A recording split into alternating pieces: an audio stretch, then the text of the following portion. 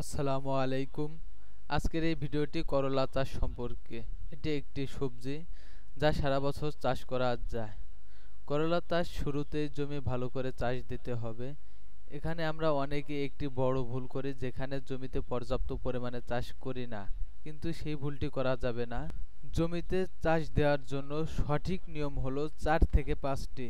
তাহলে বেড করার সময় অনেক ভালো হবে এবং মাটিটা অনেক ঝুরঝুরে হবে। যেখানে গাছ রোপণ করলে গাছের গ্রোথই থাকবে অন্যরকম। এজন্য জমিতে চাষ বেশি দেওয়া উচিত। এরপর আসি সার প্রয়োগ।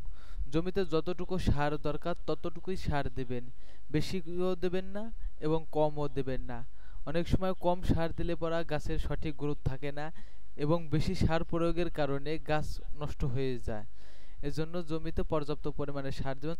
এরপর জমিতে পর্যাপ্ত পরিমাণে জৈব সার দেবেন, যা আপনার সারকে কার্যকরের জন্য অত্যন্ত গুরুত্বপূর্ণ, যা গাছকে অনেক ভালো রাখে এবং গাছ।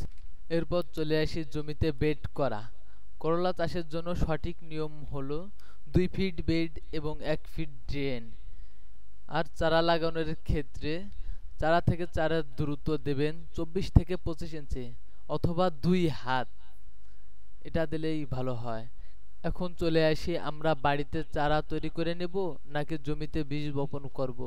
সেক্ষেত্রে বাড়ি থেকে চারাটা তৈরি করে নেওয়াটাই ভালো, কারণ যখন চারাটা তৈরি করে নিয়ে জমিতে লাগাবেন তখন আপনার চারাটা মারা যাবে না, তখন আপনার জমিতে কোথাও ফাঁকা থাকবে না।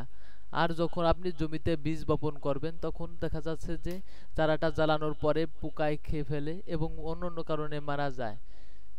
সেক্ষেত্রে আপনার চারাটা রোপণ করাই ভালো হবে। আর আমরা চারা রোপণের ক্ষেত্রে একটা বড় ভুল করি, জমিতে সেচ দেই না।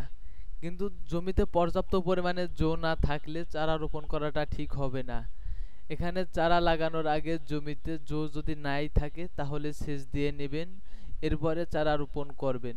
চারা রোপণের পর যদি দেখেন জমিতে পর্যাপ্ত পরিমাণে জো নেই, তাহলে সেচ দিয়ে দিবেন অথবা গাছের গোড়ায় গোড়ায় কিছু দিয়ে পানি দিয়ে দিবেন, তাহলে আপনার চারা একটাও মরবে না। আজ ভিডিওটি এখানেই শেষ। ইনশাআল্লাহ অন্য কোনো ভিডিও নিয়ে আবার দেখা হবে।